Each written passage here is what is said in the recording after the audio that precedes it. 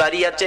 মা ফাতেমা ডাকে, বাবা গো তোমরা দুইজন ডাক দাও গো, দেখি তোমরা ডাক দিলে নি আমার বাবা মাথা উঠায়, আর কত কাঁদবো, 3টা দিন বাবার পার হয়ে গেছে।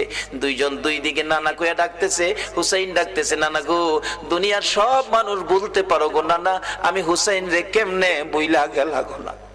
যে হাসাইন আর হুসাইনের মায়াই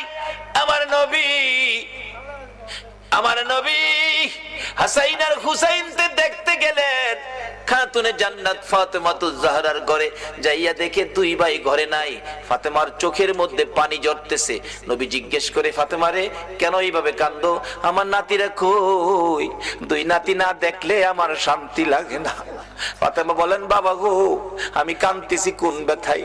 ঘরের পিছনে যাইয়া দেখেন গো বাবা, আজকে 3টা দিন পার হয়ে গেল, আমি ফাতেমার চুলায় আগুন জ্বলে না।